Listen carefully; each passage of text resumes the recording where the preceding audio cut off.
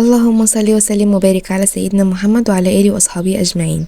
ازيكم يا أحلى متابعين وأحلى اخوات في الدنيا، يا رب تكونوا بصحة وعافية وسلامة. يلا بينا النهاردة بقى الجمعة، وقلنا زي ما احنا متفقين كده بنعمل كل يوم جمعة أكلة سمك مختلفة كده علشان نغير من روتين كل يوم. النهاردة بقى جايلكم بطبق المكريل الرهيب ده. شوفوا انتوا بقى بتسموه ايه.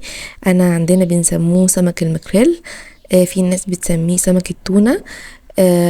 ف يعني احنا بنسميه سمك المكريل. اكتبوا لي بقى عندكم في بلدكم بتسموه سمك ايه. بصوا بقى انا جبت سمكتين كده على قدنا ونضفتهم كويس قوي من جوه عشان بيبقى بطنهم فيها دم وكده، فنضفتهم كويس قوي. وبدأت ان انا اتبلها بقى. جبت توم مهروس، انا عندي التوم مهروس جاهز، فاخدت يا دوبك يعني معلقة كبيرة او معلقة ونص كبار كده، وحطيت عليهم بقى شوية من الملح والكمون والكزبرة والبابريكا.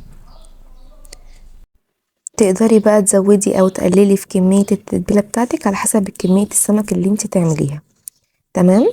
وبعد ما حطيت بقى البهارات بتاعتي على الثوم، هنزل بقى بعصرة نص ليمونة ومعلقة صغيرة من الخل.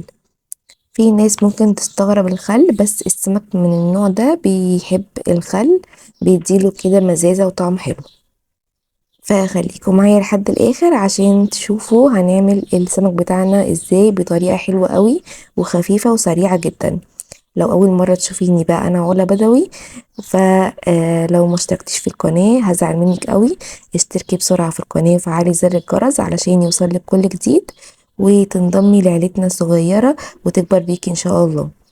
وحبايبي بقى متابعيني اللي على طول بيدعموني، هستنى بقى رأيكم في التعليقات واللايك والشير بتاعكم الجميل. بص اهو، بعد ما حطيت الملح والكمون والكزبره والبابريكا على الثوم، عصرت نص ليمونه، وهنزل يدوبك بمعلقه صغيره من الخل كده عليهم، واديهم بقى تقليبه حلوه كده كلهم مع بعض. استنوا استنوا، متروحوش في اي حته، ده الطبق بتاعنا النهارده ده جبار. اكتبوا لي بقى عندكم يوم الجمعه بتاكلوا ايه، وبتقضوا يوم الجمعه ازاي. جمعه مباركه عليكم جميعا يا رب العالمين. بصوا بقى، قلبت التتبيله بتاعتي كلها وكنت بشرة جزر. فهاخد من الجزر المبشور بتاعي ده الاول، هاخد كميه صغيره، بعد كده هرجعهم كلهم. يعني انا عايزه الجزر يبقى شارب من التتبيله بتاعتي، فانا خدت الاول كميه صغيره كده، بس هرجع في الاخر احط كميه الجزر كلها على التتبيله، واقلب بقى كل الكلام ده كده مع بعضه. وهجيب بقى يعني الصينيه اللي انا هدخلها الفرن، وكنت مقطعة برضو طماطم وبصل علشان يتحطوا في أرضية الصينية بتاعتي. وعايزة اقول لكم بقى ان الخضار اللي احنا هنحطه ده هيبقى طعمه جامد جدا. يعني عايزة اقول لكم ان السمك ده ممكن تعملوا جنبيه رز، او ممكن تعملوه جنبه بطاطس وعيش وسلطة، وتغمسوا بقى الخضار ده مع السمك مع السلطات كده وتاكلوا. طعمه خطير رهيب. زي ما انتم شايفين كده، انا كنت مقطعه الطماطم بتاعتي والبصل بتاعي طرنشات كده. هبدأ ان انا افرط البصل عشان يبقى في الارضية بتاعت الصينية كلها، واحط عليه الطماطم بتاعتي. وبعد كده هبدأ ان انا اخد من التتبيلة بتاعتي ديت على الخضار الاول، وبعدين اتبل السمك بتاعي من جوه، وبعدين احطه على الصينية. زي ما انتم شايفين كده، الموضوع سهل قوي وبسيط. وكنت في الوقت ده مشغله الفرن بتاعي علشان يسخن، علشان السمك بتاعي ما ياخدش وقت في الفرن في السوا يعني. فانتوا لو هتسووا السمك على طول يعني وانتوا بتحضروا كده الحاجه وبتتبلوا السمك، شغلوا الفرن بتاعكم عشان يبقى سخن والسمك ما ياخدش وقت في الفرن كتير. بصوا بقى، كان عندي قرن فلفل كده حراق، برضو خدته قطعته مع الخضار عشان انا مش عايز السمك بتاعي يبقى حراق عشان عندي طفل صغير. لكن لو انتوا عايزين السمك بتاعكم يبقى سبايسي كده وحراق، حطوا الفلفل الحراق ده جوه مع التتبيله مع جوه السمكه، عشان السمكه تاخد من يعني من طعم الفلفل.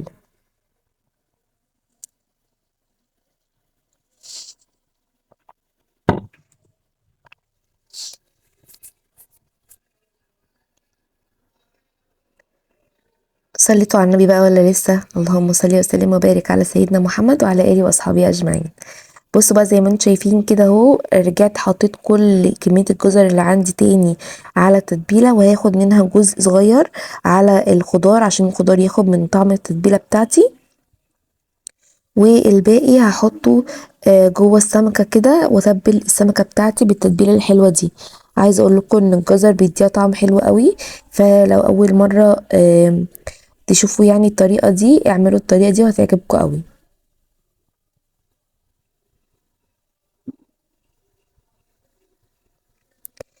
هتبل بقى السمك بتاعي زي ما انتم شايفين كده، وهحطه في الصينية، وهحط برضو على وشه شوية من التتبيلة كده عشان ياخد كله من طعم التتبيلة، وفي الاخر خالص هحط دهنة زيت كده على السمك من فوق، علشان لما نحطه في الفرن ياخد كده لمعة حلوة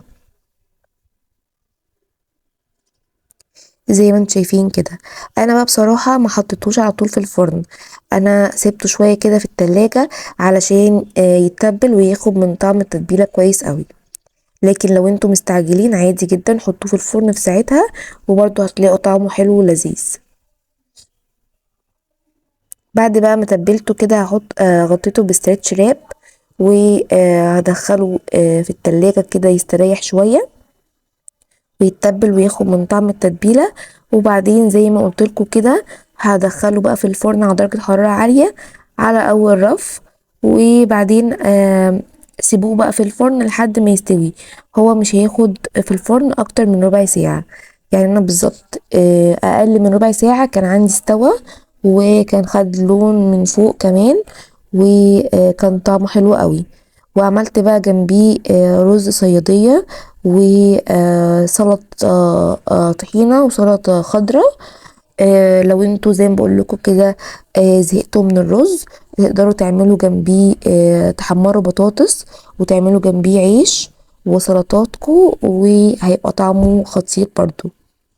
زي ما انتوا شايفين بقى كده غطيته اهو بالاسترتش راب، وهدخله التلاجة كده يقعد يعني لحد ما نيجي نعمل الغدا يكون خد من طعم التتبيلة والتبل حلو قوي. بصوا اصلا شكله من قبل ما يدخل الفرن فظيع. غمضوا عينيكوا بقى وفتحوها هتلاقونا خلاص طلع من الفرن.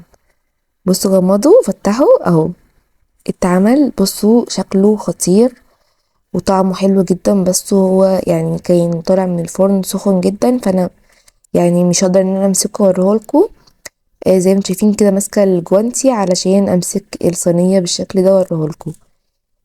زي ما قلتلكوا بقى هغرفه في طبق، وعملت جنبيه رز صيادية عادي جدا زي ما احنا عملنا قبل كده. لو عايزين تعرفوا الطريقة ارجعوا للفيديو اللي هو اللي قبل كده بتاع السمك البلطي، هتلاقوني برضو عامله لكم طريقة الرز الصيادية سهل جدا وسريع جدا ومش هياخد منكم وقت خالص.